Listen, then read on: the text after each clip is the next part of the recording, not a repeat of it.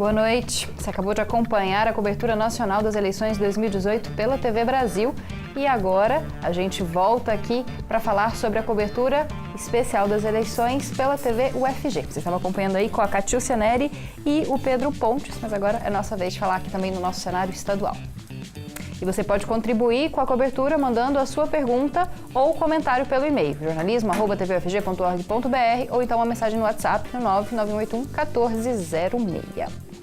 Bom, vamos para a primeira nota aqui, que é o resultado das eleições brasileiras no exterior. Já tem sido divulgado, desde o início da manhã, alguns resultados desse domingo nas redes sociais também por vários internautas. Mas a contabilização de votos de todas as urnas e os resultados oficiais do Brasil e do exterior só serão divulgados a partir das 7 horas da noite. Até o momento, o que tem sido divulgado, os números que têm sido divulgados apontam que em Berlim, por exemplo, Ciro Gomes teria ganhado por 36% dos votos válidos. Ciro também teria vencido em Paris com 31%. Na Ásia, o candidato Jair Bolsonaro teria vencido com vantagem. Ele contabilizou 58% dos votos válidos na China. No Japão, teria contabilizado 70% dos votos. E também ele teria liderado na Suíça com 48% do total de votos. Em Sydney, teria tido 46% dos votos. Aí uma apuração não oficial, já que a apuração oficial, tanto aqui quanto no exterior, às 7 horas da noite. Vamos conferir um pouquinho da apuração pelo site do TSE. A gente confere deputado estadual, deputado federal, senador e governador do estado de Goiás. Vamos lá para a apuração, então, do TSE. Primeiro, a gente vai com... Preciso que jogue aqui. Obrigada, meninos. A gente vai com o resultado, então, de deputado estadual, é isso, né? Deputado federal, perdão. Gente, aí, delegado Valdir, inicialmente como primeiro colocado, doutor Zacarias Calil, Francisco Júnior, Flávia Moraes, Zé Mário, Elias Vaz, João Campos e Claustin da Focus. Esses seriam os, inicialmente, o resultado aí apurado até o momento. Passamos então, a gente travou aqui o site, a gente está indo para deputado estadual, a gente consegue, será? Estamos direto com o site do TSE, deputado estadual, delegada Adriana Corse, doutora Cristina, doutor Hélio de Souza, Humberto Aidar, Chico KGL, Major Araújo, Antônio Gomide, Virmondes Cruvinel, Felisberto Tavares, Henrique César, Jefferson Rodrigues, Diego Sorgato. Vamos passar para o próximo já, para senador, a gente consegue. Vanderlan, primeira colocação, 34%. Jorge Cajuru na segunda com 29%, quase 30%. Wilder Moraes com 13%, Lúcia Vânia com 8% e Marconi Perillo com 6%. Para Senado, agora a nossa última apuração aqui por enquanto no site do TSE, para governo de Goiás. Ronaldo Caiado com 63%, Daniel Vilela com 14%, Zélton com 12%, Cátia Maria com 8%, Wesley Garcia com 1%, Marcelo Lira com 0,28% e Alda Lúcia com 0,17%. Bom, e a partir desses dados e de uma análise aí de conjuntura, a gente vai conversar então agora sobre o cenário estadual com o professor Robinson Almeida, da Faculdade de Ciências Sociais da UFG. Olá, professor, obrigada pela presença. Olá, Camila, e boa noite, professor João Paulo e todos os ouvintes da TV UFG.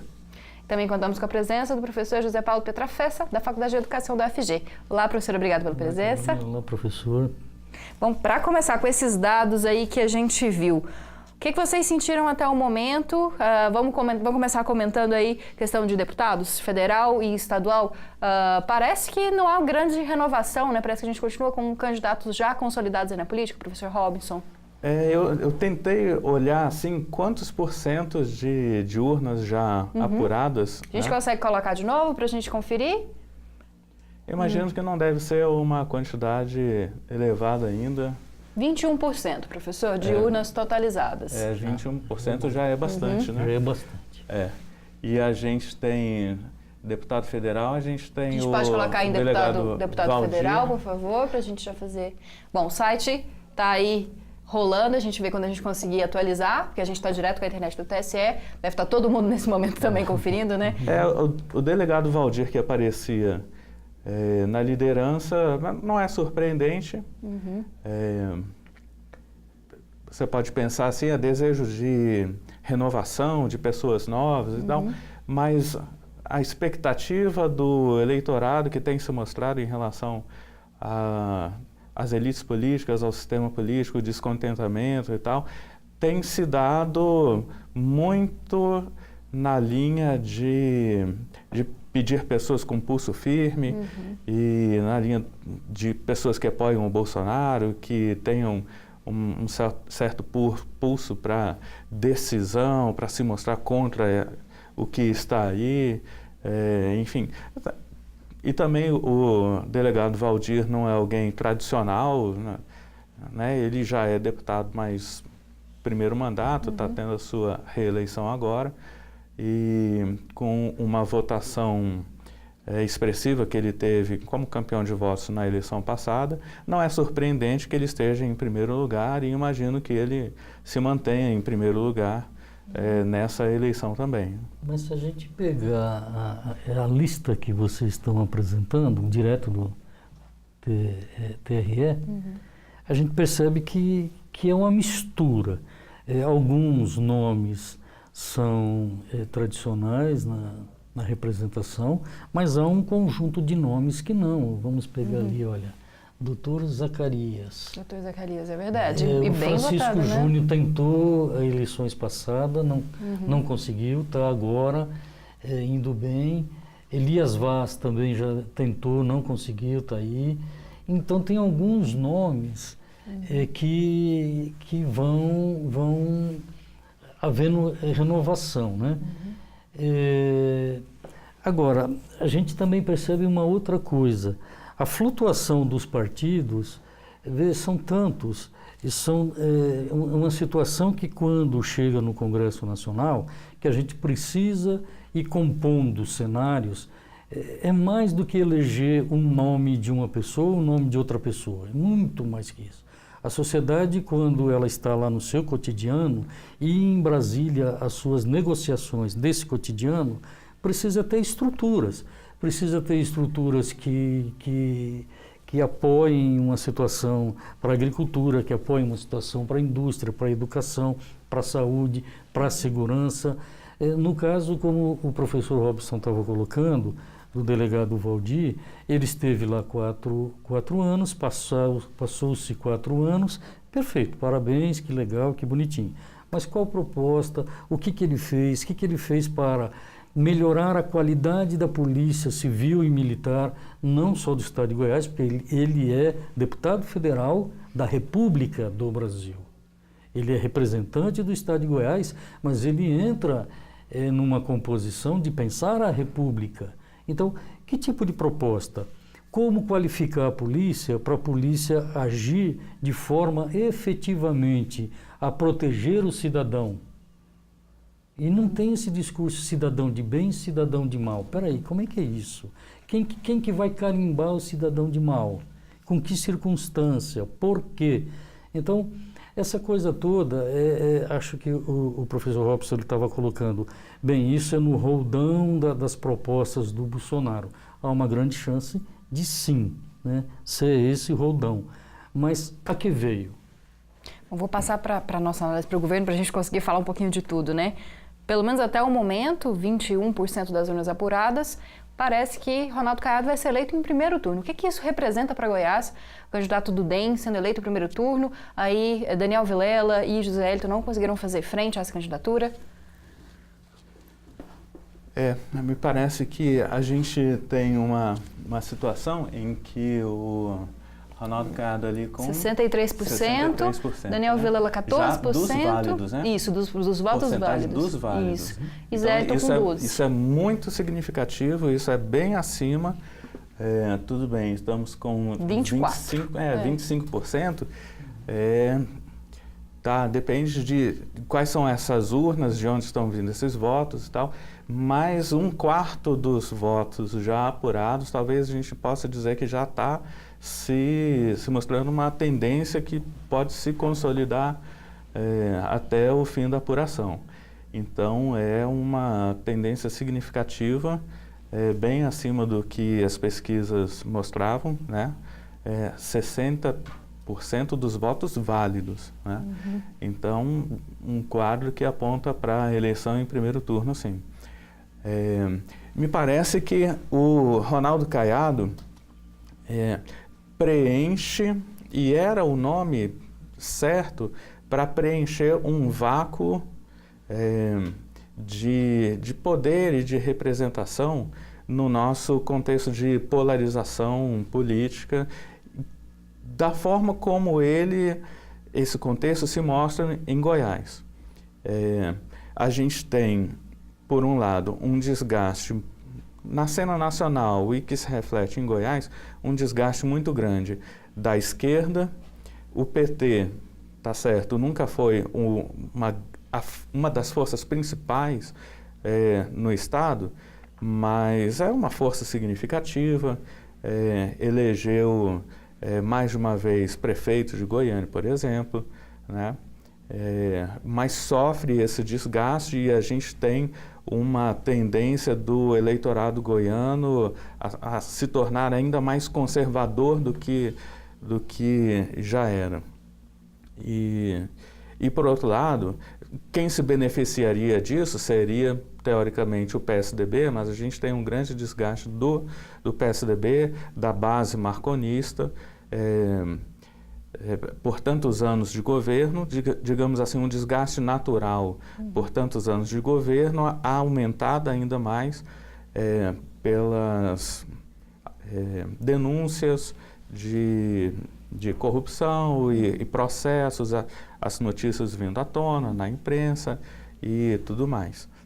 Processos, inclusive, resvalando no lado da Lava Jato, além do Cachoeira, enfim. E cria-se um vácuo que quem pode ocupar? As alternativas principais seriam Ronaldo Caiado e Daniel Vilela. Daniel Vilela, talvez um candidato promissor, uma nova liderança que pode ter futuro, mas Ronaldo Caiado, alguém com traquejo, com experiência e que personifica esse anseio de boa parte do eleitorado nacional e também em Goiás, de alguém decisivo, alguém que tem força e que pode chegar e colocar a casa em ordem. Então, me parece que ele é a pessoa com o perfil certo para ocupar o espaço nesse contexto de um vácuo de poder. A esquerda e PSDB, que não dá para ocupar, então ele ocupa esse espaço.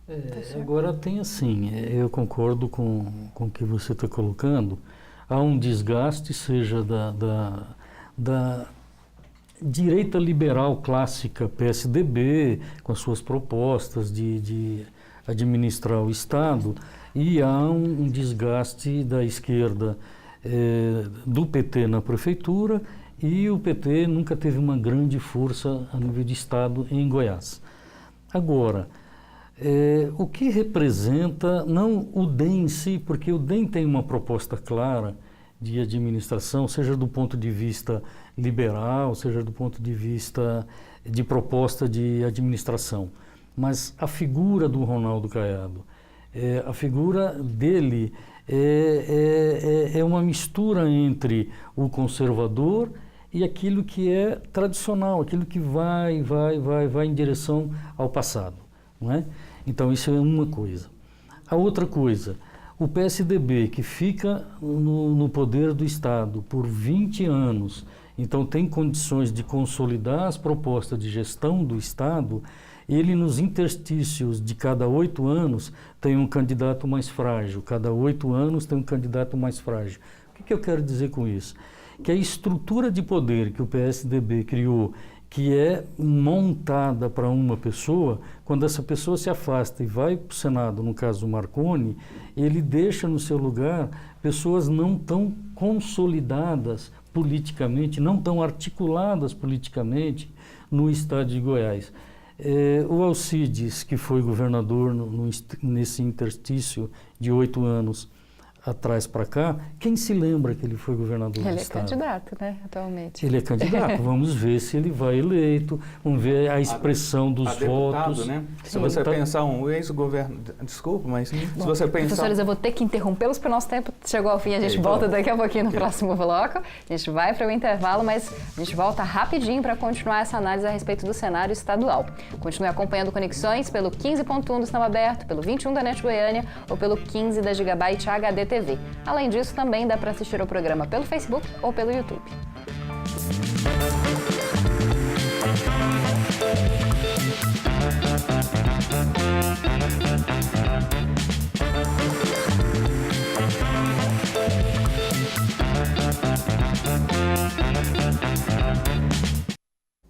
Estamos de volta com a cobertura especial das eleições de 2018 aqui no Conexões na TV UFG. Nós estamos analisando o cenário estadual com os professores Robinson de Sá, da Faculdade de Ciências Sociais da UFG, e com o professor José Paulo Pietrafessa, da Faculdade de Educação da UFG.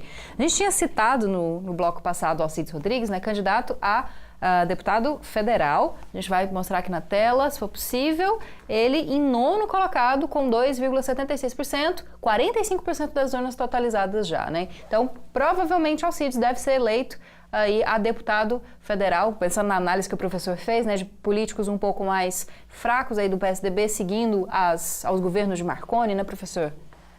Isso. E ele nem está no Alcides Rodrigues, está num outro partido que não o PSDB, né? 44. São tantos os partidos que agora me fugiu qual é. Ele é da base do Caiado, né? DEM, PRP, PROS, PDT. Isso. Então, tem esses arranjos todos, precisa ser, como é? PRP. Então, esses arranjos todos precisam ser repensados. E também aqui no intervalo a gente conversava que na medida que as urnas vão flutuando pelas regiões do estado sendo apurada, poderá ocorrer uma certa oscilação. Mas 45% já é significativo, é uma chance dele ser eleito. Veja, agora... Mas o que a gente comentava era no sentido de que ele foi governador no interstício do Marconi Perillo, né? Na época ele era do PP, um partido da base, aliado do PSDB e tal, mas era no sentido de que o PSDB, na verdade, não é uma máquina orgânica, um projeto de poder do PSDB, é uma coisa personalizada, Marconi Perillo e seu grupo e tal. E coloca, depois do seu período de 8 anos, coloca um candidato mais fraco, o que era seu vice antes, né? Ele sai para disputar o Senado e o seu vice fica governando e tenta, no caso do Alcides, consegue se eleger para um próximo mandato, e no caso do Zé Eliton, dificilmente isso vai acontecer pelos números que a gente está vendo aí. Ele também não terá mandato, né, o Zé Eliton? Porque aí ele sai governador, não ganha, não tem mandato, perde força também. Dificilmente, né? vai ganhar aqui.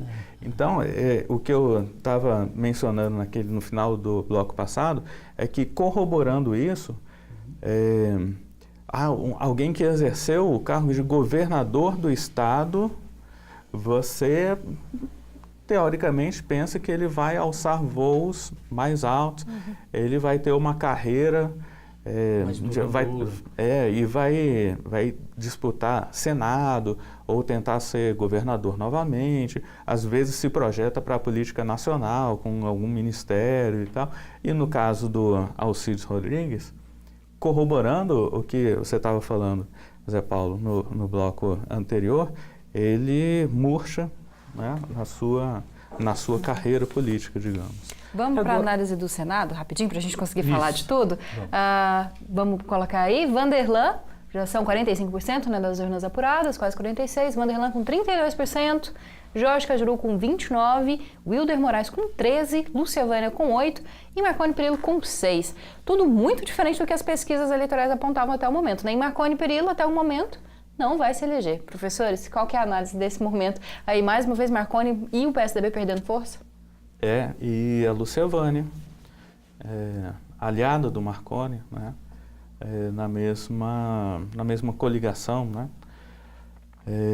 Eu acho que aí tem não só, como eu estava falando anteriormente, não só o desgaste de 20 anos de Marconi e seu grupo no poder, mas o impacto diretamente, o impacto recente do caso da investigação envolvendo Marconi, prisão do Jaime Rincon, né? Deu tempo de interferir? Foi semana passada, deu tempo. O que a gente está vendo agora, por exemplo, no cenário nacional, e, por exemplo, a gente já viu isso em 2014, mudanças de voto na última hora, nos últimos dias, coisas que não haviam sido captadas nas pesquisas, né?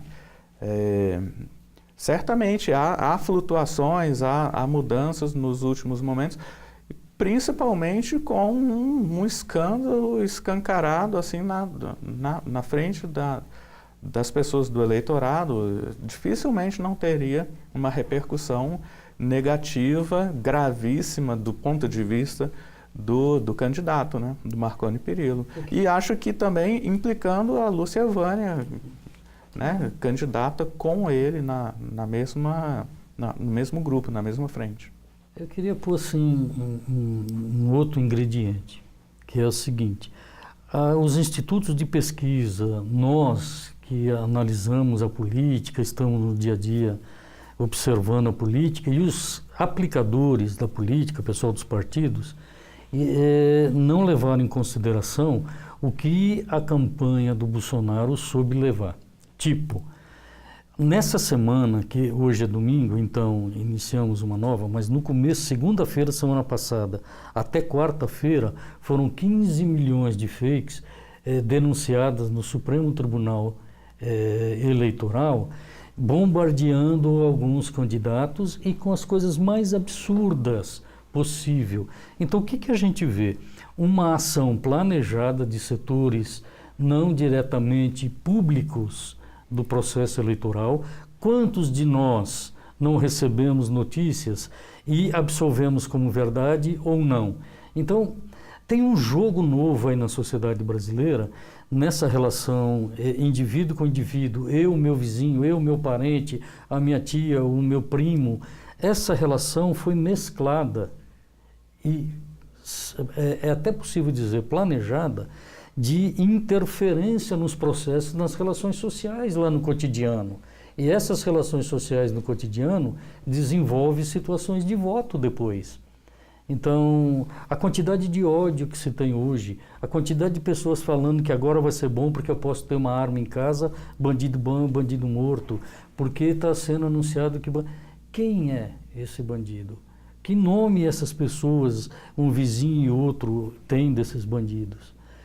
Como que eu vou determinar a hora de puxar esse gatilho? Então, é uma situação que pegou na sociedade ao tal ponto que a gente não consegue conversar com parentes, com vizinho. É o ódio institucionalizado. Tudo isso em rede, que as televisões não pegaram, os institutos de pesquisa não pegaram, a academia não soube analisar isso com a devida profundidade, precisaria avançar mais, e não é recente. Isso vem da campanha de 2010, reproduziu na campanha de 2014 e agora chegou no ápice. No ápice.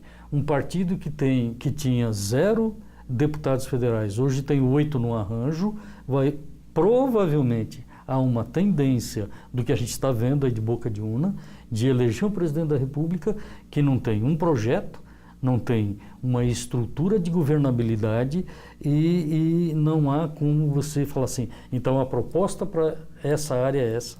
Não há, você não amarra. E as pessoas acreditam e votam e adquirem um nível de ódio nunca visto. Fascismo.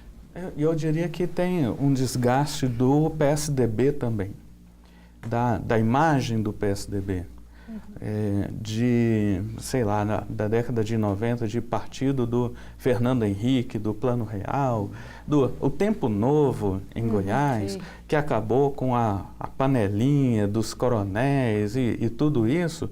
Hoje é um partido associado ao mesmo tipo de corrupção investigado pela Lava Jato, que que o PT a imagem do PT foi associada, né? Então, para um segmento muito grande do eleitorado, tanto faz PT ou PSDB, é a mesma coisa e tem esse discurso. PSDB é de esquerda também, tanto quanto o PT, PSDB não é direita verdadeira e a gente precisa de uma verdadeira direita, uma reação contra tudo que está aí, né? Então, pensa na imagem do Aécio Neves.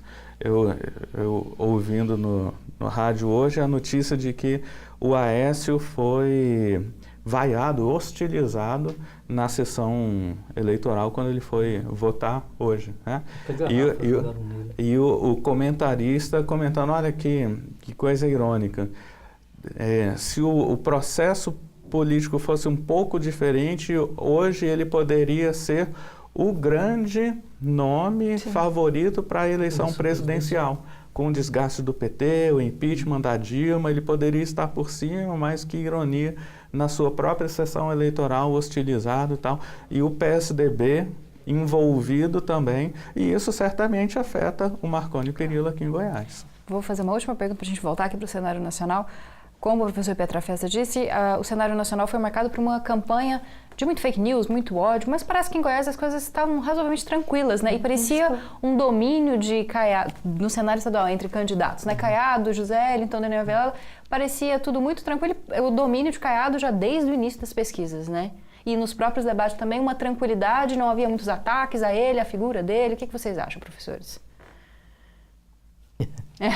Difícil. Difícil. Porque talvez, desculpa, assim, já, né? Mas talvez porque as três propostas, independente que o PSDB, e concordo, está nesse momento de crise absoluta, o MDB na administração do governo federal foi um caos, o país está à deriva, e o Caiado, o DEM, fez parte tanto no governo do Michel Temer quanto no governo aqui do PSDB. Então me parece que os três, do ponto de vista de propostas, dialogam muito, né? São propostas liberais, são propostas de defesa do agronegócio, são propostas de defesa da privatização ao limite extremo, são propostas de perda de direitos sociais, e é a população que é o tipo de população que vai perder direito que vota nesses candidatos. Do ponto de vista do discurso geral, eles não diferem. Então a coisa flui, né? Tem que passar rapidinho para o professor Robson para a gente finalizar. Não, eu diria assim, a minha sensação é de que